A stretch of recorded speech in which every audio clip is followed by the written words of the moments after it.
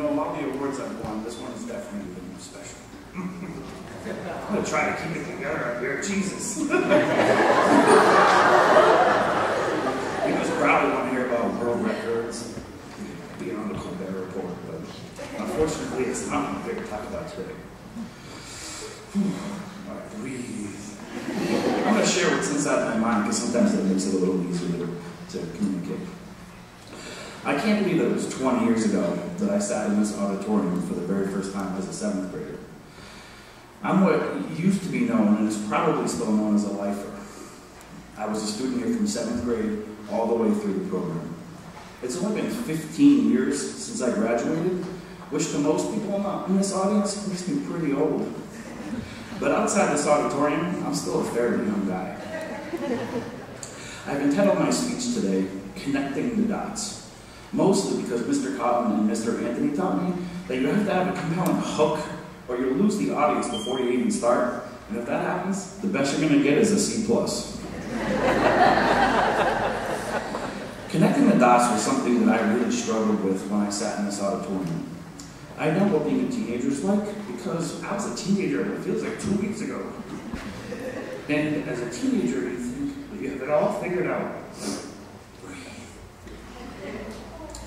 All the homework, the research papers, the quadratic equations, the final exams, it all seems like punishment. At least to me it felt like punishment.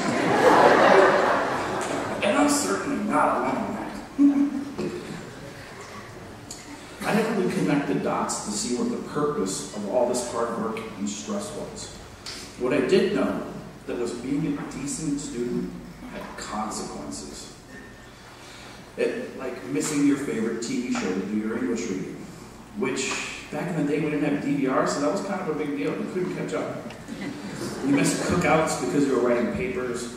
You missed parties because you were studying for tests. It was very difficult to look at your friends who went to other schools and who never had to bring books home and to see the justice in that.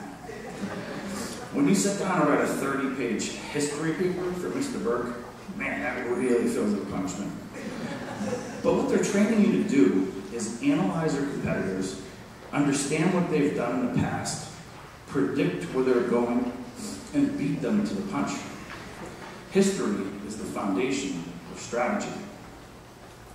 When Mr. Cotton and Mr. Anthony have you write an English paper on one of the 2+ million books you read here as a student, it feels like they're having you write a paper just to ruin your Sunday night. But when you're writing that paper, you're learning to organize and communicate ideas so that other people understand what it is you believe and what it is that you're trying to accomplish. It's practice for the first time you have to pitch a bank for a $3 million loan, and the CEO, CFO, CLO, and CRO, no lie, of the bank is sitting there, and they're reading your 50-page business summary in front of you, and they're shaking their heads yes, instead of shaking their heads no. It's those particular moments in life that Derryfield prepares you for better than everyone else. I know when I was here, there were a lot of students that would gripe they had to play 2 sports. Well, guess what? The reason you have to play 2 sports is no matter what you do in this life, you do it as part of a team. You raise a family as a team. You run a business as a team. Sure, a lot of what you do in school is an individual scholastic achievement. But as soon as you leave the doors of this school, you do practically nothing alone. Derryfield is here to teach you how to be a fantastic team player, and that's why we take 2 sports.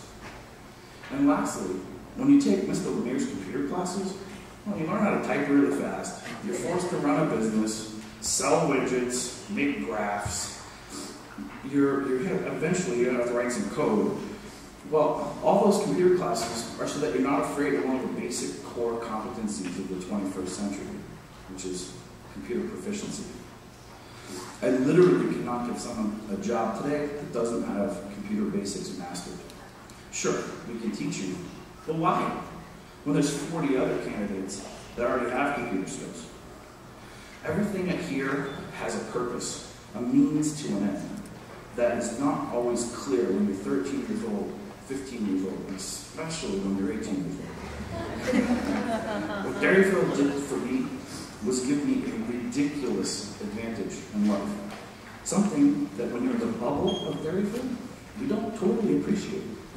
It's not until 5, 10, even 15 years later that you appreciate and understand these dots connect.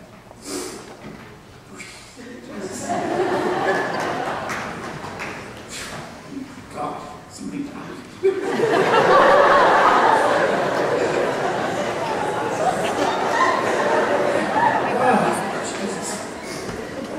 So I'm here to tell you that if you work hard here, the rest of your life will be tremendously easier than if you hadn't.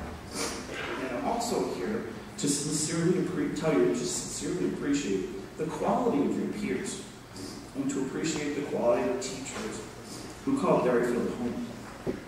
It's probably the last time in your life that you'll have teachers that are as invested in you are as they are. All right, get it together.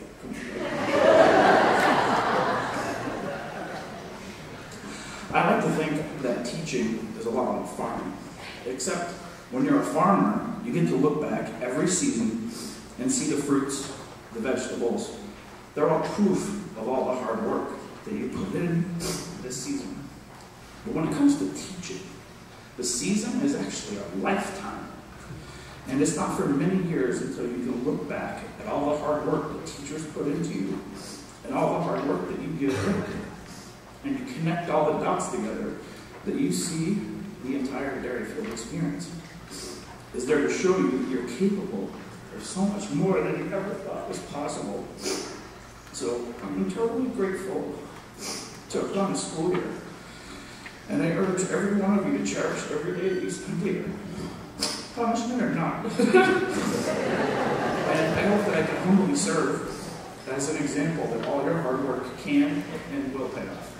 Thank you.